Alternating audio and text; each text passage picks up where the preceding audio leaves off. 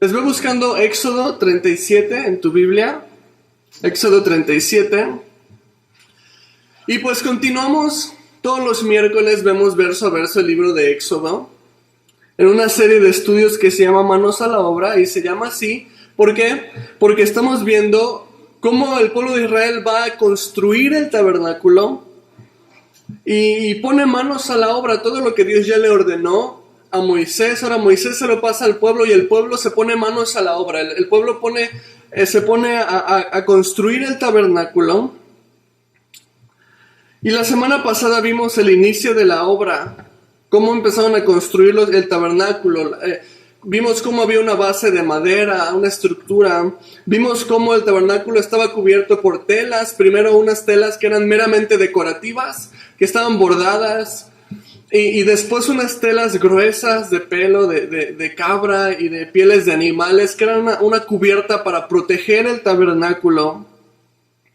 Podemos decir que ese es el cascarón del tabernáculo, la parte de afuera, la tienda.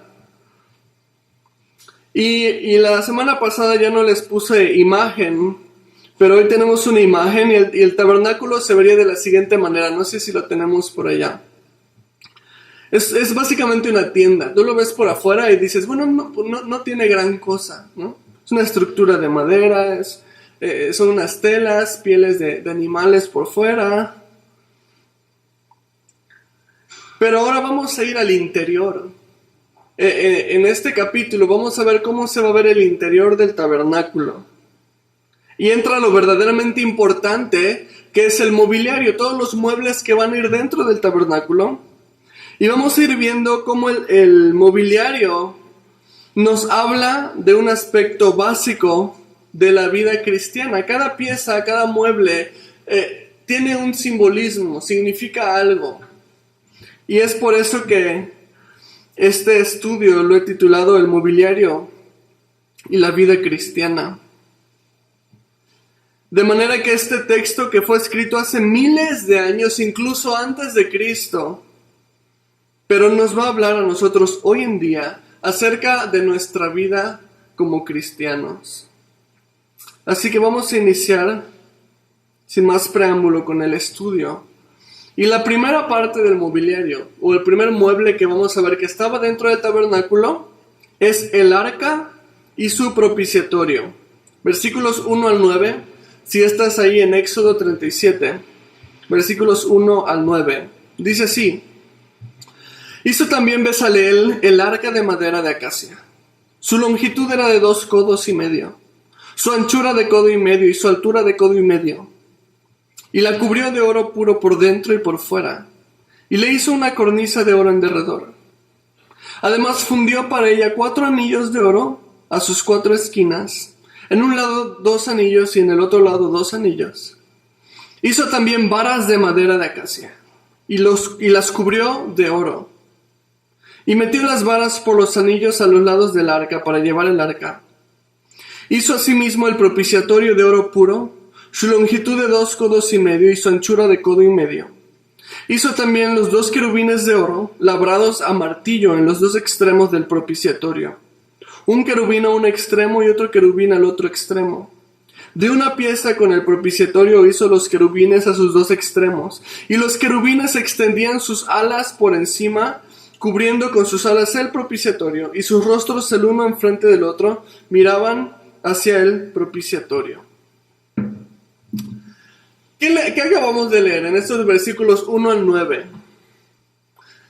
Es importante recalcar, para la cultura judía, lo que se describía primero era lo más importante. O sea, empezaban de primero con lo mejor, con lo de mayor importancia, con lo que querían recalcar. Y es el caso en lo que estamos leyendo aquí.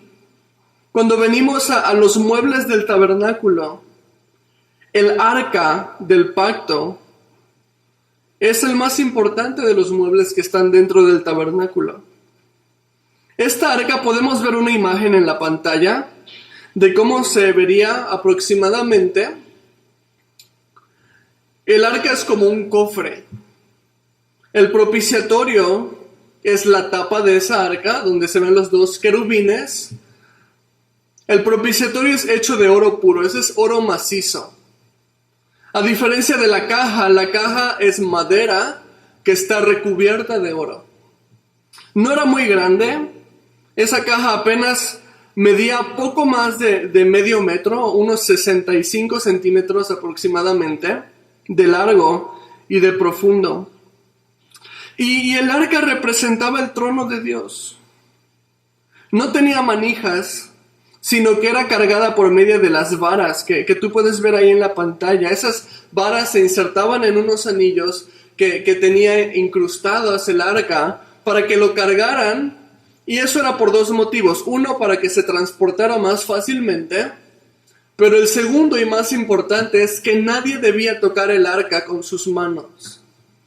Si alguien tocaba el arca directamente, corría el peligro de morir. Y de hecho en la historia, en el libro de Levítico, vemos un caso de una persona que agarró el arca con sus manos porque creía que se iba a caer, y entonces le dio una enfermedad mortal y murió.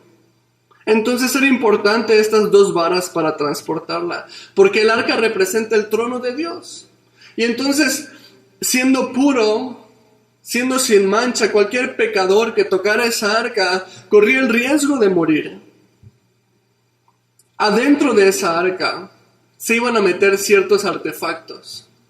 Dentro del arca, Dios le mandó a Moisés en Éxodo 25:16, dice: y pondrás en el arca el testimonio que yo te daré. Ese testimonio son las tablas de la ley. Si tú te acuerdas, cuando Moisés subió al monte y bajó y llevaba 2 tablas que eran los mandamientos del Señor, esas 2 tablas tendrían que ir adentro del arca. Así que dentro del arca se encontraban esas tablas de la ley, pero más adelante se iban a colocar otras 2 cosas. Se iba a colocar el maná del desierto.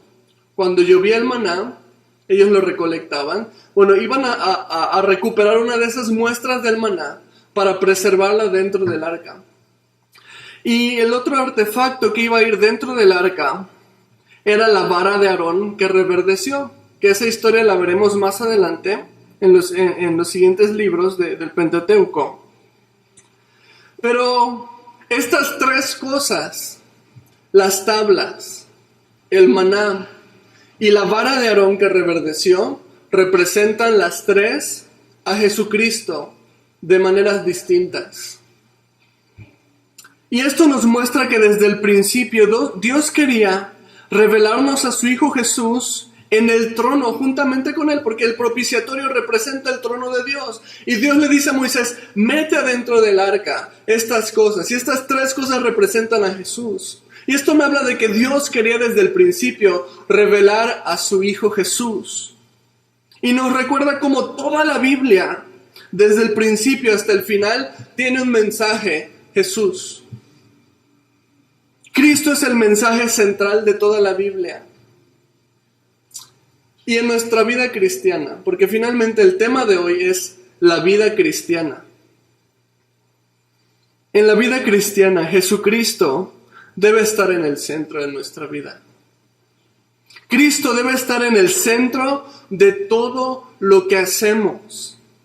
Es triste ver cómo muchos cristianos tienen a Jesús encajonado en la iglesia. Es triste ver cristianos que tienen a Jesús un día a la semana, los domingos de 11 a 12:30. Pero el resto de la semana viven ajenos a Jesús. La vida cristiana se trata de tener a Jesús de lunes a domingo, las 24 horas del día. O sea, se trata de ser cristiano en la iglesia, en el trabajo, en la casa, en mi escuela. Porque aquí, cuando venimos a la iglesia, pues todos somos cristianos. Pero ¿qué pasa cuando llego a mi casa? ¿Cómo trato a mi esposa? ¿Cómo trato a mis hijos? ¿Cómo cumplo? La vida cristiana se trata de tener a Cristo todos los días. Y sabes, la Biblia tiene un nombre. ¿Cómo le llama a las personas que tienen a Jesús nada más un día a la semana? Y la Biblia le denomina tibios. El mensaje para los cristianos tibios no es muy alentador. Apocalipsis 3, 15 al 16 dice: yo conozco tus obras, que ni eres frío ni caliente. Ojalá fueras frío o caliente, pero por cuanto eres tibio y no frío ni caliente, te vomitaré de mi boca. Así que el arca nos recuerda que el mensaje central es Jesús. Y esto nos recuerda a sí mismo que Cristo debe estar en el centro de nuestra vida. No solamente en la iglesia. Así que el punto número 1 acerca de la vida cristiana, y va a sonar muy redundante, es que Jesús debe ser el centro de la vida cristiana. Ahora continuemos con la siguiente parte del mobiliario, y esta es la mesa con sus utensilios, versículos 10 al 16. Hizo también la mesa de madera de acacia, su longitud de 2 codos, su anchura de 1 codo y de codo y medio su altura. Y la cubrió de oro puro y le hizo una cornisa de oro alrededor. Le hizo también una moldura de 1 palmo menor de anchura alrededor, e hizo en derredor de la moldura una cornisa de oro. Le hizo asimismo de fundición 4 anillos de oro, y los puso a las 4 esquinas que correspondían a las 4 patas de ella. Debajo de la moldura estaban los anillos, por los cuales se metían las varas para llevar la mesa. E hizo las varas de madera de acacia para llevar a la mesa, y las cubrió de oro. También hizo los utensilios que habían de estar sobre la mesa, sus platos, sus cucharas, sus cubiertos y sus tazones con que se había de libar de oro fino. Ahora, aquí tenemos la segunda pieza del mobiliario, que es la mesa del tabernáculo. Y la mesa se vería de la siguiente manera, si tenemos allí la imagen. No tiene una gran cosa, una mesa no muy grande, sería aproximadamente de 1 metro de largo, medio metro de ancho y 1 metro de alto. La mesa en la cultura judía era importante. La mesa representaba compañerismo, ya que al sentarse a compartir los alimentos con una persona, para los judíos eso era algo muy íntimo. Eso era algo que solamente lo ibas a hacer con tu familia o con personas muy allegadas a ti o personas de importancia en la sociedad. Y ellos nunca compartían la mesa con alguien desconocido y tampoco compartían la mesa con alguien que fuera conocido o considerado pecador por mala reputación. O sea, ellos nunca iban a compartir la mesa con alguien de mala reputación. Ese es el motivo por los cuales los fariseos criticaban mucho a Jesús durante el tiempo de su ministerio. A Jesús le empezaron a llamar aquel que come con pecadores. Y eso era una manera despectiva, porque en su cultura era algo que no se hacía. Jesús compartía la mesa con publicanos que eran como traidores para ellos, compartía la mesa con prostitutas. Entonces, criticaba mucho a Jesús por esto, porque no era común dentro de esta cultura compartir la mesa con gente pecadora o incluso con desconocidos. Ahora, en esta mesa que vemos aquí en Éxodo, irían los panes de la proposición. Eran unos panes especiales sin levadura para el consumo de los sacerdotes. Esto lo podemos ver en Éxodo 25:30. Dios le dijo a Moisés: y pondrás sobre la mesa el pan de la proposición delante de mí continuamente. Entonces, se tenía que estar poniendo y cambiando los panes. Pan de la proposición literalmente significa pan de caras. Un nombre muy extraño para un pan, pero así lo llamaban. En su idioma original significa pan de caras. ¿Y esto por qué? Porque tenía la idea de comer el pan cara a cara con Dios, o sea, como en la presencia de Dios. Era una manera en que los sacerdotes tenían compañerismo con Dios, al comer, al participar en esta mesa juntamente con Dios. Por eso se llamaba pan de caras, porque el simbolismo era el compañerismo con Dios, el sentarse a la mesa con Dios, o el que Dios se sentara a la mesa con ellos. Y esto me habla hoy en día de lo que la vida cristiana debería ser para nosotros. La vida cristiana no es un conjunto de reglas, no es un conjunto de normas que te hacen pertenecer a una religión o que te hacen pertenecer a una organización. Muy por el contrario, la vida cristiana se trata de tener compañerismo con Dios. Se trata de que Dios sea lo principal en nuestra vida, como ya lo vimos en el punto número 1, pero caminar con Él. Dios desea caminar con nosotros en cada momento, en todo lugar, en cada etapa de nuestras vidas. La vida cristiana se trata de hacer a Dios parte de nuestro diario caminar. Desde que me levanto en la mañana hasta que me acuesto en la noche. No se trata de reglas, normas, rituales. Se trata de compañerismo. Por lo cual Dios nos recuerda a través de la mesa del tabernáculo que no se trata de pertenecer a una religión, sino más bien se trata de algo más simple, pero de algo más genuino, algo más puro, que es el compañerismo con Dios.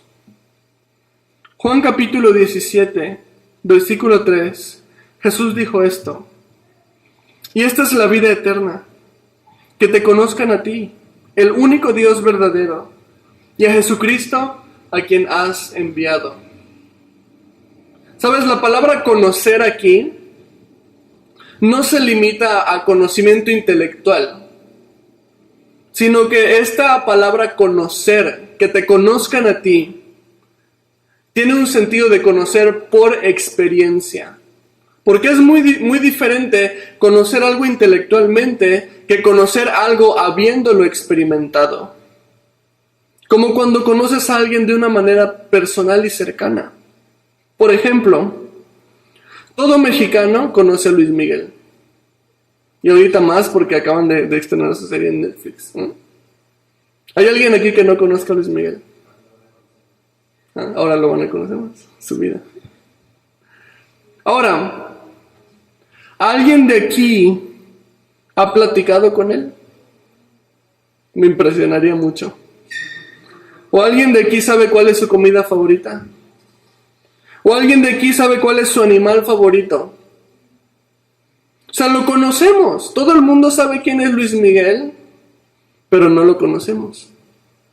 Porque no lo conocemos por experiencia, es decir, porque hayamos pasado tiempo con él, sino que lo conocemos únicamente porque hemos escuchado de él. Y a veces así somos con Dios.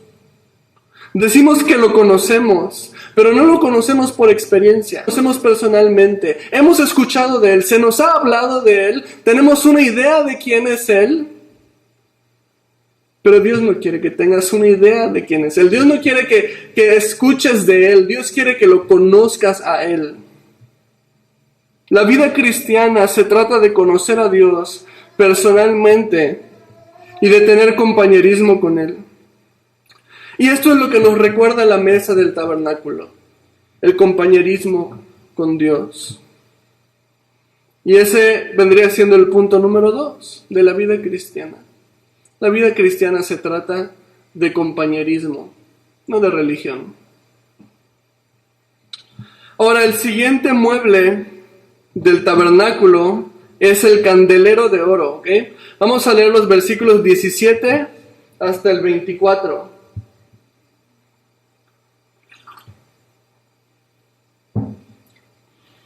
Hizo asimismo el candelero de oro puro, labrado a martillo, su pie, su caña, sus copas, sus manzanas, y sus flores eran de lo mismo. De sus lados salían 6 brazos, 3 brazos de un lado del candelero, y otros 3 brazos del otro lado del candelero. En un brazo 3 copas en forma de flor de almendro, una manzana y una flor. Y en otro brazo 3 copas en figura de flor de almendro, una manzana y una flor. Así en los 6 brazos que salían del candelero. Y en la caña del candelero había 4 copas en figura de flor de almendro. sus manzanas y sus flores. Y una manzana debajo de 2 brazos del mismo, y otra manzana debajo de otros 2 brazos del mismo, y otra manzana debajo de los otros 2 brazos del mismo, conforme a los 6 brazos que salían de él.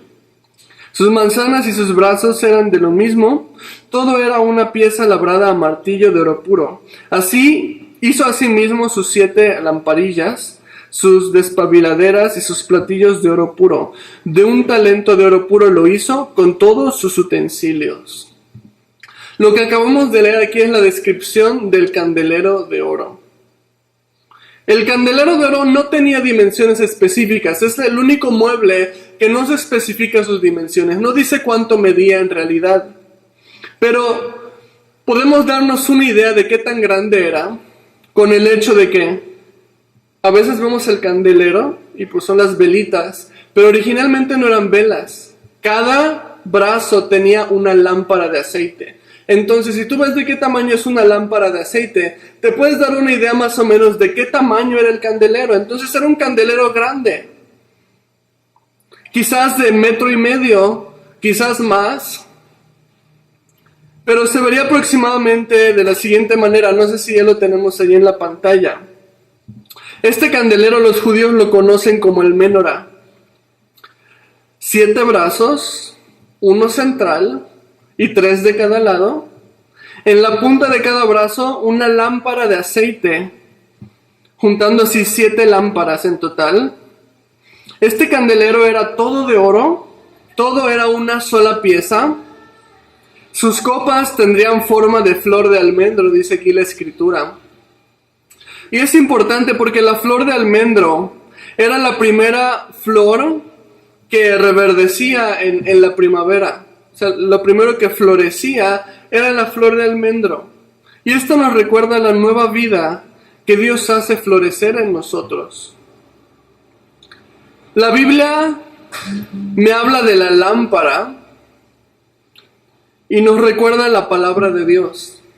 En Salmo 119, 105, dice: lámpara es a mis pies tu palabra y lumbrera a mi camino.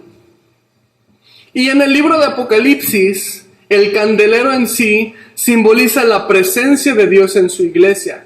En los capítulos 1 al 3 de Apocalipsis están todas las cartas a las diferentes iglesias, que la iglesia de Éfeso, que la de Filadelfia, que la de Esmirna, que la de Tátira y todas estas iglesias. Y cada iglesia tenía un candelero en el libro de Apocalipsis, y esos candeleros representaban el Espíritu de Dios en las iglesias. Por lo cual, cuando venimos a ver este tabernáculo, este candelero en el tabernáculo, nos recuerda que la vida cristiana está basada en 2 guías.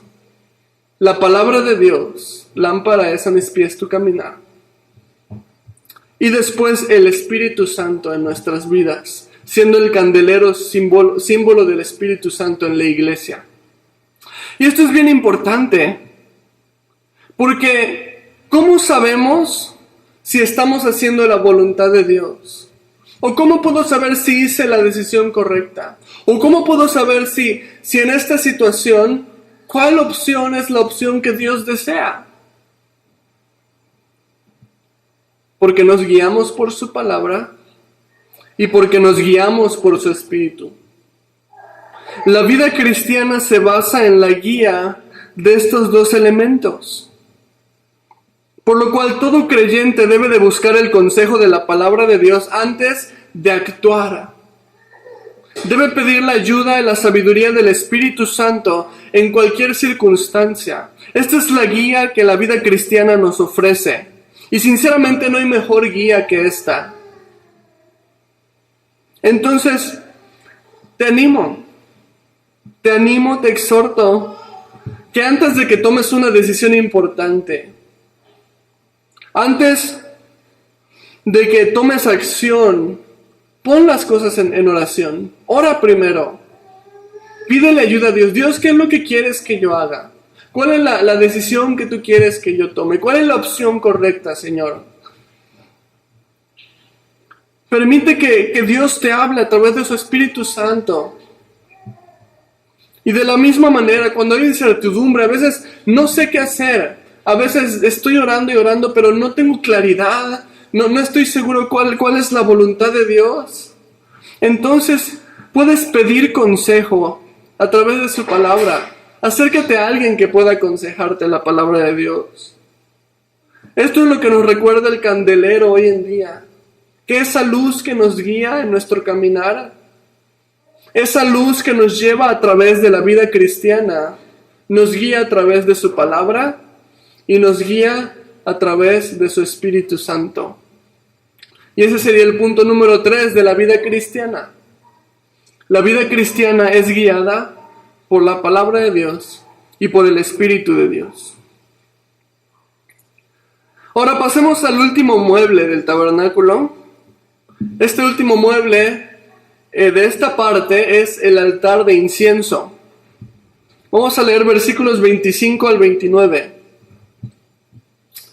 Hizo también el altar del incienso, de madera de acacia, de un codo su longitud, de otro codo su anchura. Era cuadrado y su altura de 2 codos, y sus cuernos de la misma pieza. Y lo cubrió de oro puro, su cubierta y sus paredes alrededor, y sus cuernos le hizo una cornisa de oro alrededor. Le hizo también 2 anillos de oro debajo de la cornisa en las 2 esquinas, a los 2 lados, para meter por ellos las varas con que había de ser conducido. E hizo las varas de madera de acacia y las cubrió de oro. Hizo asimismo el aceite santo de la unción, el incienso puro aromático, según el arte del perfumador. Último mueble que vemos aquí, este es el altar de incienso. Y como su nombre lo dice, el altar de incienso es un mueble en el cual se ofrendaba incienso. Medía aproximadamente 1 metro de alto y su superficie era un cuadrado de 46 centímetros por 46 centímetros aproximadamente, y era madera recubierta de oro. Y no sé si ya tenemos la imagen ahí, pero puedes ver cómo se vería aproximadamente. 1 metro de alto, cuadrado. Es importante acerca del altar de incienso, en dónde estaba. Porque obviamente está en el tabernáculo, pero ¿en qué parte del tabernáculo? Está justo afuera del lugar santísimo. ¿Te acuerdas la semana pasada que hablábamos del lugar santísimo y el lugar santo estaba dividido por qué?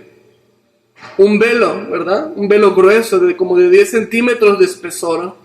Y este altar está justo afuera de ese velo, como para entrar ya al lugar santísimo. Afuera, pero en la entrada del lugar santísimo.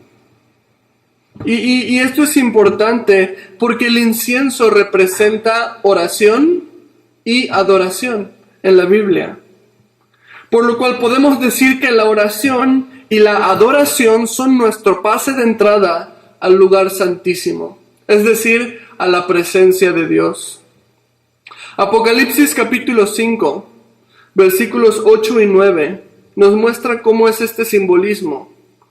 Dice: y cuando hubo tomado el libro, los 4 seres vivientes y los 24 ancianos se postraron delante del Cordero. Todos tenían arpas y copas de oro llenas de incienso, que son las oraciones de los santos.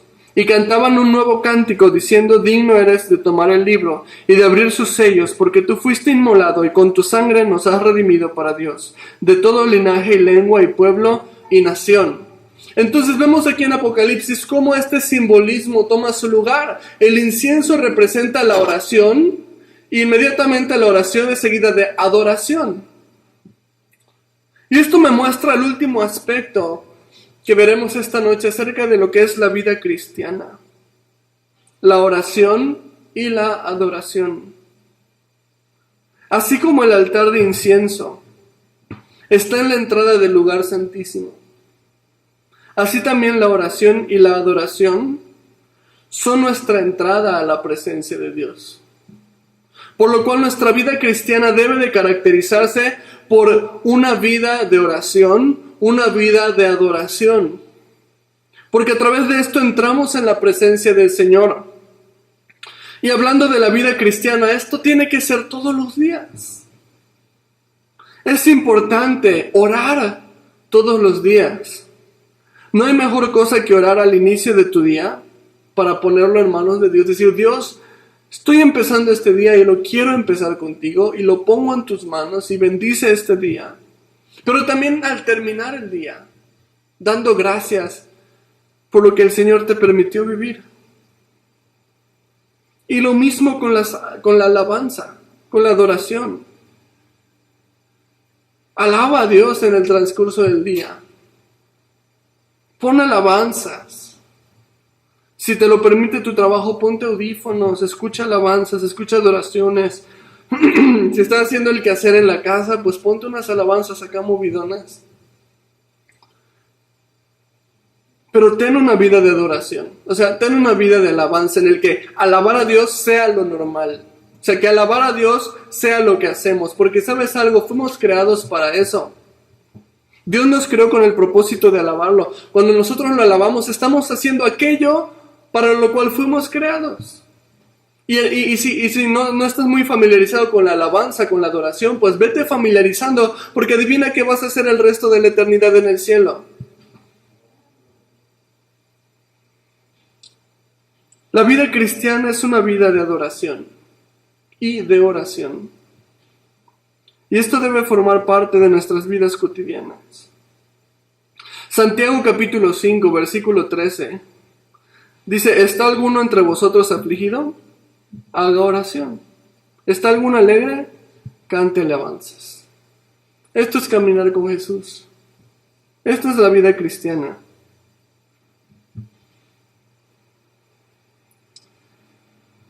Así que hemos visto puntos muy importantes acerca de lo que se trata ser cristiano, de lo que es llevar una vida conforme a la palabra de Dios, el caminar con Cristo. Y esto lo vimos a través de los muebles del tabernáculo. Es increíble cómo la Biblia te puede hablar de maneras que ni te imaginas. A veces lees textos como estos y como que los pasas de largo porque parece que son medidas, son materiales, es esto, es el otro, pero en realidad la palabra de Dios nos habla. Vimos el arca primero, el arca del testimonio. Y esto nos recuerda cómo Cristo debe ser el centro. Y creo que por ahí tengo una diapositiva que incluí. El arca nos recuerda que Jesús debe ser el centro de nuestras vidas. Que no puedo ser cristiano nada más en la iglesia con un horario y después vivir como si no lo fuera.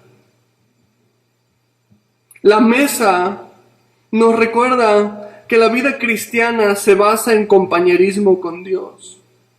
Que no nos basta con conocer porque escuchamos, conocer porque nos han contado de, sino que Dios quiere que lo conozcamos personalmente, no intelectualmente, sino por experiencia. El candelero nos recuerda que la vida cristiana es guiada por la luz de su palabra y por su Espíritu Santo. Que en cualquier decisión, que en cualquier momento, que en cualquier situación, esta es nuestra guía, esta es nuestra consulta, esto es lo que nos dice qué es lo correcto, qué es lo incorrecto, qué debemos hacer, cuál es la voluntad de Dios. Y finalmente el altar de incienso nos recuerda que la vida cristiana debe ser una vida de oración y de adoración. Que para eso fuimos creados y que eso vamos a estar en la eternidad. Y que estas son las dos cosas que nos dan entrada al lugar santísimo, es decir, a la presencia de Dios. Y me gustaría terminar mostrándote en la pantalla cómo se verían acomodados ya estas 4 partes de los muebles. Y lo tenemos por allá, vemos el tabernáculo por dentro. Y se vería de esa manera más o menos. En el lugar santo tenemos junto a la mesa, tenemos la mesa, junto a la mesa tenemos el candelero y junto al velo, antes de entrar en el lugar santísimo, tenemos el altar de incienso. Y en el lugar santísimo, el único mueble que hay ahí adentro es el arca con su tapa, que es el propiciatorio. Esa es la manera aproximada en la que se vería el interior del tabernáculo. Y me gusta ver esto como el camino hacia el lugar santísimo, o el camino hacia la presencia de Dios. Porque de esto se trata la vida cristiana. Imagínate, empezamos ahí en la mesa, del compañerismo. Teniendo compañerismo con Dios todos los días. Después pasamos al candelero de su palabra, de su espíritu, que nos guía a través de esta vida, que nos ayuda detrás de cada decisión, de cada situación. Y después pasamos por el altar de la oración, de la adoración, llevando un estilo de vida de esta manera, orando a Dios todos los días, adorando a Dios todos los días, sabiendo que eso es lo que somos cristianos y eso es lo que hacemos, adoramos a Dios.